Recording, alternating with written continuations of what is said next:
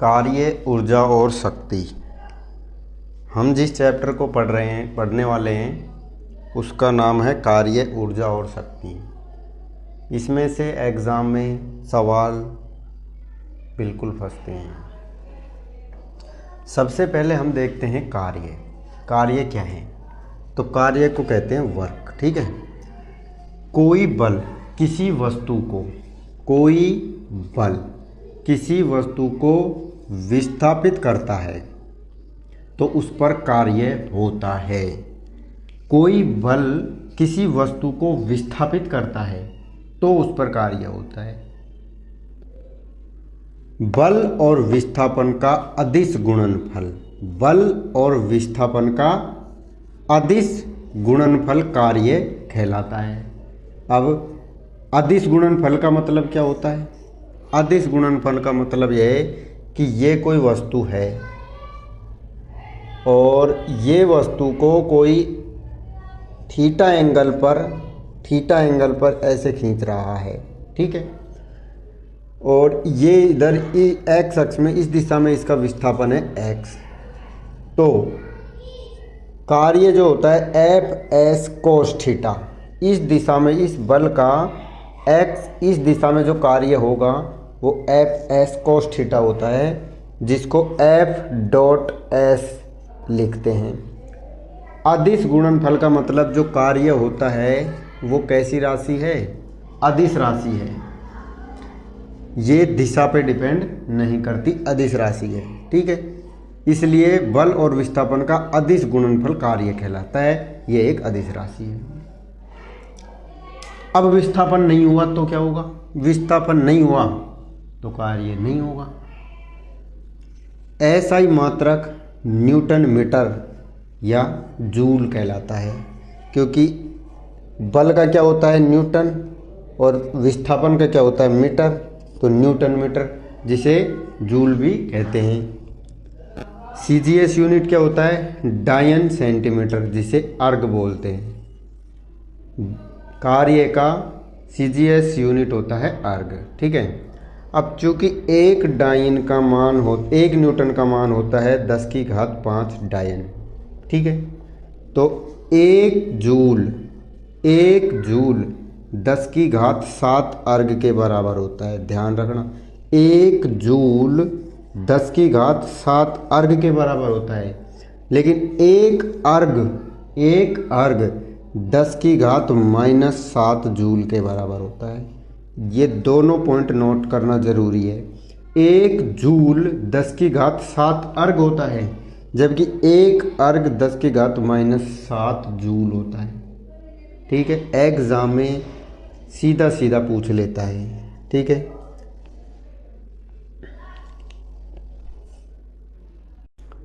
कार्य के प्रकार।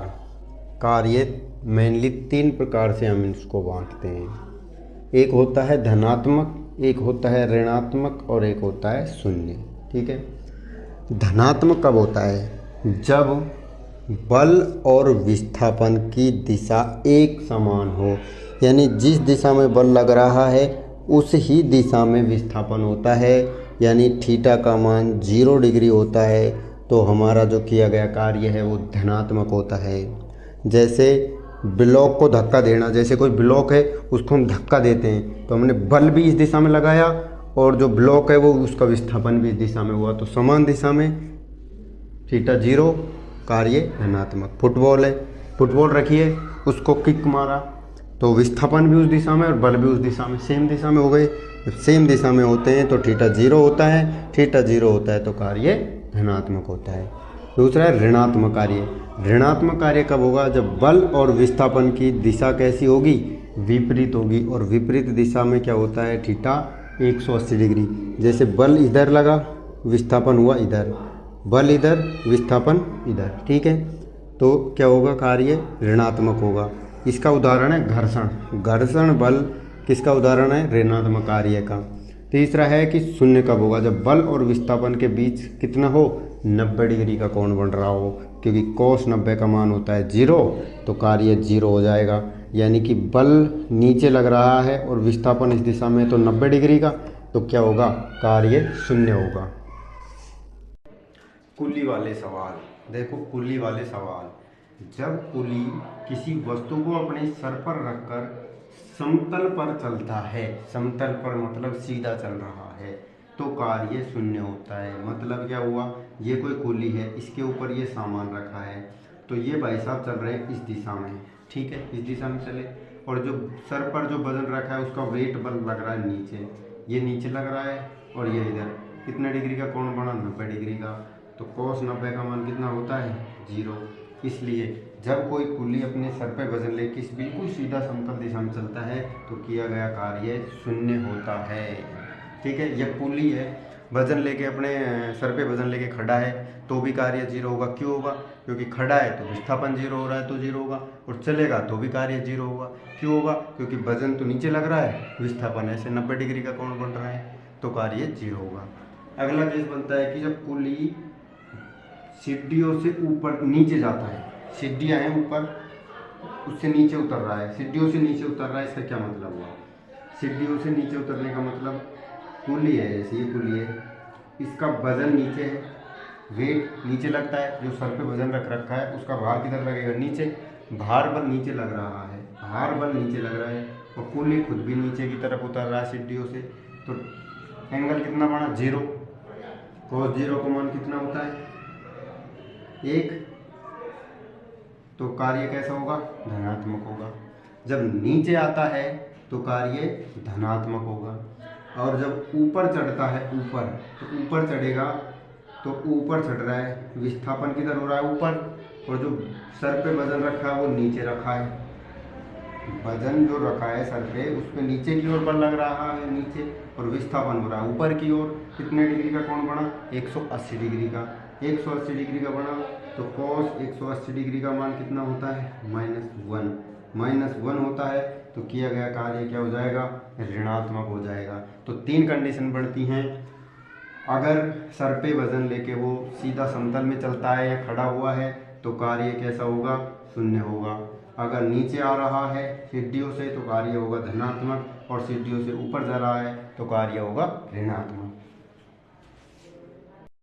भाई अब हम देखते हैं ऊर्जा को। ऊर्जा क्या होती है, तो भाई साहब ऊर्जा होती है कार्य करने की क्षमता। कार्य करने की क्षमता को क्या बोलते हैं, ऊर्जा बोलते हैं। क्षमता, क्षमता, कार्य करने की क्षमता ऊर्जा कहलाती है। ठीक है, अब यांत्रिक ऊर्जा, ऊर्जा का मतलब यांत्रिक ऊर्जा गतिज ऊर्जा प्लस स्थितिज ऊर्जा दोनों का योग होता है। ये वाली जो समीकरण है ये एग्ज़ाम में बहुत बार पूछी गई है, डायरेक्ट पूछता है कि यांत्रिक ऊर्जा बराबर गतिज ऊर्जा प्लस स्थितिज ऊर्जा, या ये दे देगा गतिज ऊर्जा प्लस स्थितिज ऊर्जा किसके बराबर होती है, यांत्रिक ऊर्जा के बराबर होती है। ठीक है, गतिज ऊर्जा जो होती है काइनेटिक एनर्जी 1/2 mv² प्लस स्थितिज ऊर्जा होती है mgh। ठीक है, इनके बारे में हम अभी डिटेल में देखते हैं, गतिज ऊर्जा और स्थितिज ऊर्जा के बारे में। गतिज ऊर्जा, किसी भी वस्तु में उसकी गति के कारण जो ऊर्जा निहित होती है उसे उसकी गतिज ऊर्जा कहते हैं। गति के कारण ऊर्जा निहित है उसे उसकी गतिज ऊर्जा कहते हैं। काइनेटिक एनर्जी बराबर होता है 1/2 mv²। m होता है वस्तु का द्रव्यमान और v होता है उस वस्तु का वेग। तो गतिज ऊर्जा होती है 1/2 mv²। स्थितिज ऊर्जा, वस्तु की स्थिति के कारण जो ऊर्जा निहित होती है, किसके कारण, स्थिति के कारण जो ऊर्जा निहित होती है उसे स्थितिज ऊर्जा कहते हैं। पोटेंशियल एनर्जी होती है mgh, जहाँ m वस्तु का द्रव्यमान होता है, g का मान होता है 9.8 मीटर प्रति सेकंड स्क्वायर, h उस वस्तु की ऊंचाई होती है। जैसे कोई वस्तु, ये कोई ज़मीन है, यहाँ से कोई वस्तु है उसको हमने h ऊंचाई तक भेजा, या h ऊंचाई पे वो यहाँ पे h ऊंचाई पे स्थित है, तो इस वस्तु में इस ऊंचाई के कारण जो ऊर्जा निहित है वो mgh। ठीक है, ऊर्जा संरक्षण का नियम। ऊर्जा संरक्षण का नियम क्या कहता है, ऊर्जा को ना तो उत्पन्न किया जा सकता है ना ही नष्ट किया जा सकता है। ऊर्जा ना तो उत्पन्न की जा सकती है ना नष्ट की जा सकती है, इसको केवल एक रूप से दूसरे रूप में परिवर्तित किया जा सकता है। यही ऊर्जा संरक्षण का नियम कहलाता है। जैसे ये कोई वस्तु है, ये ज़मीन है, इस ज़मीन से ये वस्तु यहाँ पर है, अधिकतम ऊंचाई है ये यहाँ पर h है, यहाँ इसका वेग है 0, ठीक है। इस स्थिति पर वस्तु का जो ऊर्जा होगी इसमें, वो इसकी पोटेंशियल एनर्जी यानी कि स्थितिज ऊर्जा होगी, क्योंकि यहाँ वेग तो 0 है तो गतिज ऊर्जा तो यहाँ होगी नहीं, 0 होगी। और यही वस्तु जब नीचे ज़मीन पर आती है यहाँ पर, तो इस स्थिति पर यहाँ पर इसकी ऊंचाई 0 हो जाएगी, ऊंचाई 0 हो जाएगी, लेकिन वेग ये जो इसका मैक्सिमम हो जाएगा, वेग मैक्सिमम हो जाएगा, तो यहाँ पर इसमें क्या होगी, गतिज ऊर्जा होगी। इसकी जो स्थितिज ऊर्जा है किस में बदल गई, गतिज ऊर्जा में बदल गई, ठीक है। तो जो ऊर्जा है ना, उसको नष्ट नहीं किया जा सकता, उसे सिर्फ बदला जा सकता है। यहाँ पोटेंशियल एनर्जी से काइनेटिक एनर्जी में कन्वर्ट हो गई। गतिज ऊर्जा में परिवर्तन किए गए कार्य के बराबर होता है। गतिज ऊर्जा में परिवर्तन किए गए कार्य के बराबर होता है। Change in kinetic energy is equals to work done, ठीक है। कई बार डायरेक्ट हम लिख देते हैं work done is equals to half mv², गतिज ऊर्जा के, ठीक है। और इस तरह से स्थिति कार्य जो है mgh के बराबर भी लिख देते हैं। तो सवाल में कई बार हमको पूछ लेता है कि जो कार्य क्या होगा, ऊंचाई दे देता है, तो हम इस फॉर्मूले से निकालेंगे, स्थितिज ऊर्जा वाले से। और गतिज ऊर्जा दे दे मतलब वेग दे देता है द्रव्यमान, तो कार्य निकालेंगे हम इस वाले फॉर्मूले से, ठीक है ना। ऊर्जा के कुछ परिवर्तित रूप। विद्युत मोटर विद्युत ऊर्जा को यांत्रिक ऊर्जा में बदलती है। जनरेटर, जनित्र जिसे बोलते हैं, ये यांत्रिक ऊर्जा को विद्युत ऊर्जा में बदलता है। डायनेमो, ये भी यांत्रिक ऊर्जा को विद्युत ऊर्जा में बदलता है। विद्युत घंटी विद्युत ऊर्जा को ध्वनि ऊर्जा में बदलती है। बैटरी रासायनिक ऊर्जा को विद्युत ऊर्जा में बदलती है।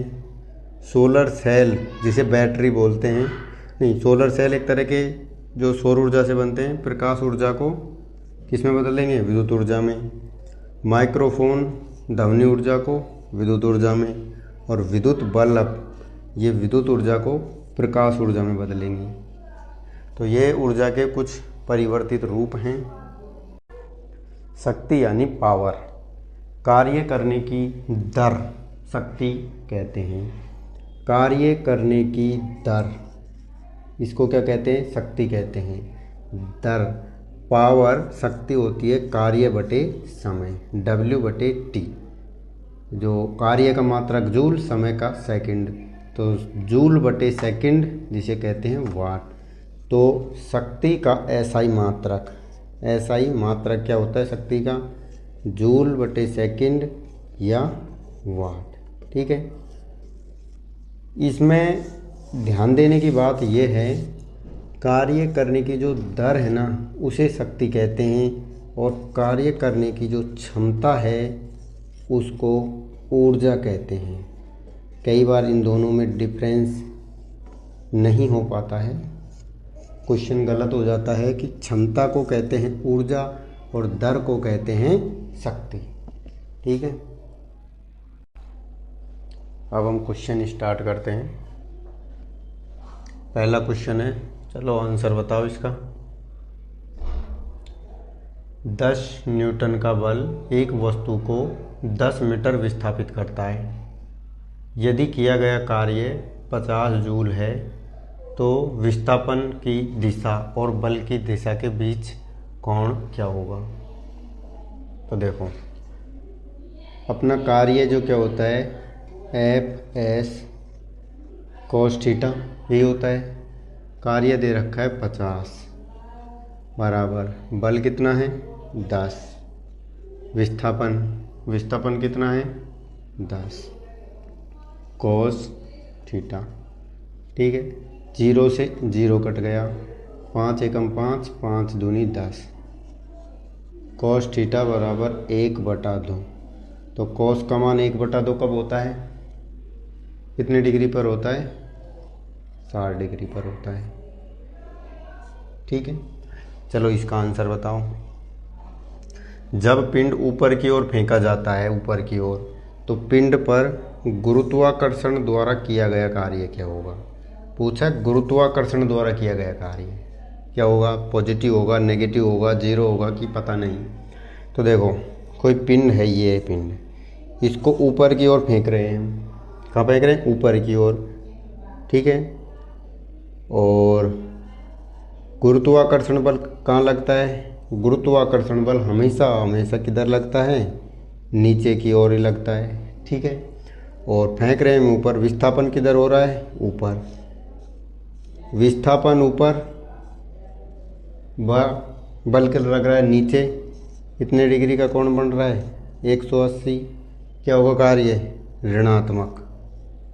ठीक है, तो जब ऊपर की ओर हम फेंकेंगे तो कार्य ऋणात्मक। सेम क्वेश्चन में अगर हम वस्तु को नीचे की ओर फेंकें, जैसे हम किसी इमारत पे खड़े हैं, ठीक है, और वहाँ से नीचे की ओर फेंक रहे हैं, तो क्या गुरुत्वाकर्षण द्वारा किया गया कार्य कैसा होगा? धनात्मक होगा। ऊपर से नीचे फेंकेंगे तो गुरुत्वाकर्षण द्वारा किया गया कार्य धनात्मक होगा, और नीचे से ऊपर फेंकेंगे तो गुरुत्वाकर्षण द्वारा किया गया कार्य ऋणात्मक होगा। ठीक है ना। अगला क्वेश्चन है, किसी वस्तु का द्रव्यमान 8 kg है, इसकी गतिज ऊर्जा 24 जूल है, तो उसका वेग क्या होगा? तो बताओ जल्दी।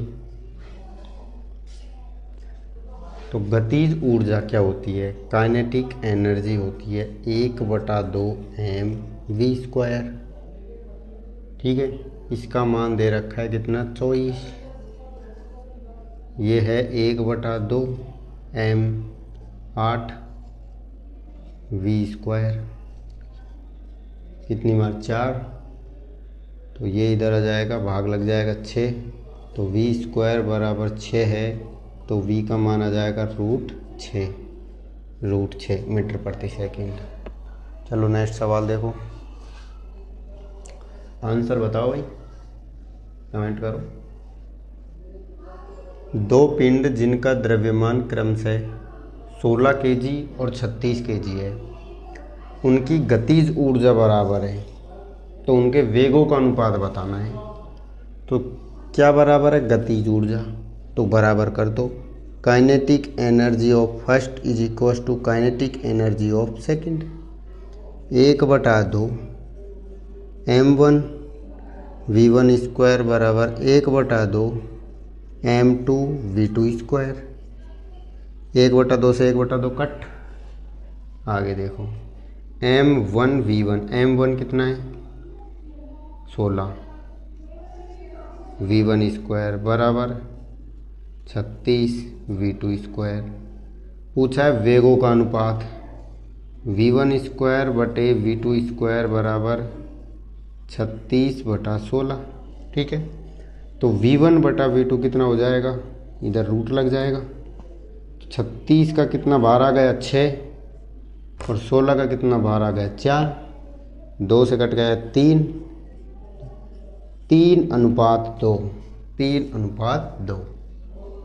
ठीक है ना। संवेग और गतिज ऊर्जा में संबंध निकालना है, तो हम इनको डायरेक्ट याद रख लेते हैं कि गतिज ऊर्जा जो होती है ना, गतिज ऊर्जा वो होती है p² बटे 2m, जहाँ p क्या है? संवेग है। p क्या है? संवेग। ठीक है, तो गतिज ऊर्जा होती है p² बटे 2m। डायरेक्ट हम बोलें तो गतिज ऊर्जा डायरेक्टली प्रोपोर्शनल टू p², और गतिज ऊर्जा इन्वर्सली प्रोपोर्शनल टू द्रव्यमान, यानी कि संवेग के वर्ग के डायरेक्टली प्रोपोर्शनल होती है और द्रव्यमान के व्युत्क्रमानुपाती होती है। ठीक है, 1 HP का मान 746 वाट के बराबर होता है। ठीक है, और HP जो यूनिट है वो कहाँ यूज़ करते हैं हम? ये इंडस्ट्री में यूज़ होती है। एक बार क्वेश्चन पूछा गया था कि जो HP यूनिट है इसको कहाँ यूज़ करते हैं? इंडस्ट्री में यूज़ करते हैं। ठीक है। और किलोवाट घंटा ये ऊर्जा की यूनिट है। किलोवाट घंटा किसकी है? ऊर्जा की। 1 किलोवाट घंटा का मान होता है 3.6 गुना 10⁶ जूल, ठीक है। और जो हमारी यूनिट होती है घरों में वो भी किलोवाट घंटा में ही नापी जाती है, ठीक है। या फिर हम ये भी कह सकते हैं कि 1 यूनिट का मान ये है, 1 यूनिट का मान भी ये है और 1 किलोवाट घंटे का मान भी ये है। एक इंजन 6000 न्यूटन बल लगाकर 54,000 जूल कार्य करता है, तो विस्थापन कितना हुआ ये हमको बताना है। सिंपल है। क्या होता है कार्य? कार्य होता है F गुणा S, ठीक है। कार्य कितना दे रखा है? 54,000 और बल दे रखा है कितना? 6000 गुणा S। 3 जीरो से 3 जीरो गई, 6 का यहाँ भाग लग जाएगा कि एक बार गया, 9 6 की 54, 9 मीटर, ठीक है। ये सवाल देखो, एक वस्तु जिसका द्रव्यमान दे रखा है m दे रखा है कितना है? 5 kg और 200 सेंटीमीटर ऊंचाई। अब देखो ये है s, कितना दे रखा है? 200 सेंटीमीटर ऊंचाई, 200 सेंटीमीटर दे रखा है। पहले ही इसको मीटर में बदलना पड़ेगा। मीटर में बदलेंगे तो क्या करेंगे? 100 का भाग देंगे तो कितना आ गया? 2 मीटर आ गया। अब पूछा कार्य क्या होगा, तो ऊंचाई के साथ जब आते हैं तो कार्य क्या होता है? mgh लेते हैं, स्थितिज ऊर्जा के बराबर होता है। m कितना है? 5। g कितना मानते हैं? g हम वैसे तो 9.8 लेते हैं, यानी कि 9.8 जिसे अप्रोक्सीमेटली 10 ले लेते हैं। और h कितना है? 2। कितना हो गया? 5 दूनी 10, 10 और 10 100 जूल के बराबर हो गया, ठीक है।